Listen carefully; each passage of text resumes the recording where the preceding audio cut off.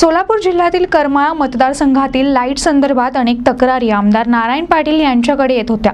सर्वसामान्यांच्या अडचणी दूर व्हाव्यात यासाठी आमदार पाटील यांनी ऊर्जा मंत्री चंद्रशेखर बावनकुळे यांच्याकडे बैठक घेण्याची मागणी केली होती।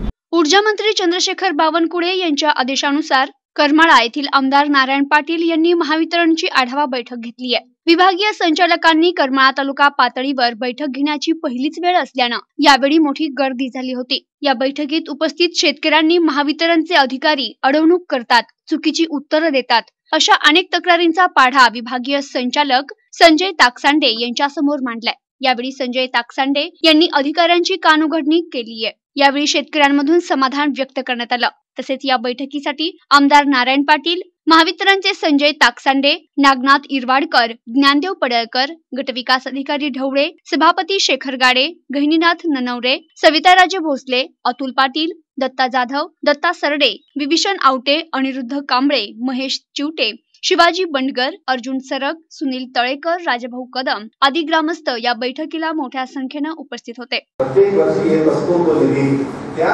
निधीतून तरी कमीत कमी आपल्या शहरातले आपल्या गावातले जे एरियाज आहे जिथे डबे उघडे आहेत, जिथे ऍक्सिडेंट स्पॉट्स आहेत ते सरळपणे केल्या जाऊ शकते। सरळपणे कुठलेही माझे अधिकारी चुकीचे कारण कोणाला सांगता कामा नये की नाही निधी उपलब्ध नाही। या वाहनांसाठी तुम्हाला पूर्ण पैसा अवेलेबल असतो, त्यातून कमीत कमी हे तर करा जिथे जमलेले पोल आहे, तारा बंद केलेले आहे, डबे जे ओपन आहे सोयीचे बॉक्सेस हे बंद करा, बिल्डिंग प्रॉपर करा, शहराच्या दिशेला फेन्सिंग करा, गावामध्ये पहा या सगळे ऍक्सिडेंट होऊन राहिलेले आहे। ऍक्सिडेंटचं प्रमाण जर तुम्ही पाहिलं गंजूमाच्या प्रिमायसेस मध्ये किंवा आपल्या लाईनीवर प्रकट झालेले जे वादळ आहे ते सगळ्यात जास्त ऍक्सिडेंट आहे आणि हे ऍक्सिडेंट बऱ्यापैकी आपण छोटे मोठे वाढीचे कामं करून आपण ते जर करू शकतो, पण बऱ्यापैकी आपले अधिकारी लक्ष देत नाही। आपली सवय आहे की एखादी घटना घडली तर मग आपण पडतो।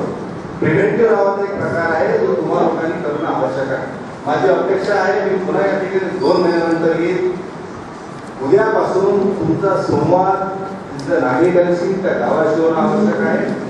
वाहनांचे बजेट आपण चेक करा, त्यातून छोटे मोठे कामं करून घ्या। शहरामध्ये बऱ्यापैकी ऍक्सिडेंट स्पॉट्स किंवा वाहनांची कामं करून होते का। दुसरा प्रकार सर त्याच्यामध्ये असं आहे की अर्धा वीज बिल वर्षाचं आकारलं जातं, कमर्शियल आकारलं जातं। त्याच्यात अर्धा भाग हा ग्रामपंचायतीला सोसावा लागतो, अर्धा भाग आमची जिल्हा परिषदेकडे दिला जातो।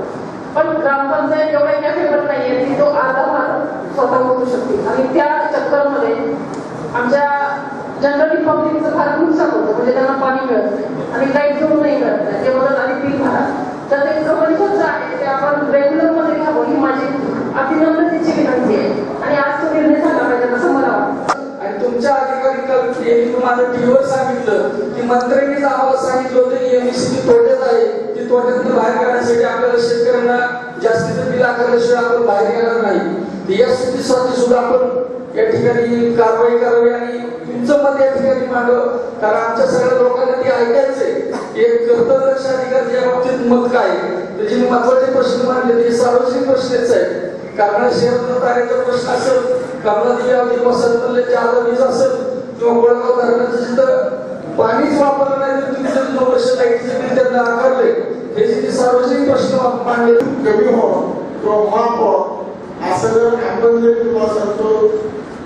प्रस्तावावर पाठवला तर आम्ही त्या ठिकाणी प्रयत्न करू आणि त्या ठिकाणी हे जे बिल आकारले गेले ते माफ कुठेतरी झालं पाहिजे, हे सर्वसामान्यांना न्याय मिळाला पाहिजे असं या ठिकाणी आम्ही तुम्हाला विनंती करतो।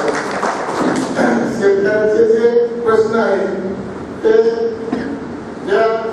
ज्या ठिकाणी ट्रान्सफॉर्मर आहे त्या ठिकाणी मिळत आहे तो 5 गरजेचं आहे, ज्या ठिकाणी 5चा रोड आहे त्या ठिकाणी एखादा दुसरा 5चा होणं गरजेचं आहे। या गोष्टीकडे जरा तुम्ही प्राधान्य दिलं पाहिजे सर। ज्याला असतात आज आपल्या अधिकाऱ्यांमध्ये माफ करणार 6 कोटीचं बिल असा आपण जाहीर करावा। दुसरं विषय असा आहे सिना कोळगावच्या बॅकवॉटरच्या टप्प्यामध्ये कोळगाव सबस्टेशनची कॅपॅसिटी वाढली, मिरगाव हे गाव जवळ आजच्या गावाला असून सुद्धा त्या ठिकाणी 1 महिन्यावर लाईट जाऊन आपल्याकडे उद्या सोडायचं अख्ख्या करगाव गावात हा प्रश्न गोयकर वस्ती असेल, लावण वस्ती असेल, आम्हाला टोटल करगावमध्ये एखादा शेतकरी गेला तर ती कर्मचारी उद्धटपणाने बोलतात. शासकीय कामात आम्हाला शेतकऱ्यांना उद्धटपणाने बोलणार तुमच्या गुन्हा दाखल या प्रकारचे अख्खं गावच आला. प्रतिनिधी शीतलकुमार मोटे, NTV न्यूज मराठी, करमाळा, सोलापूर.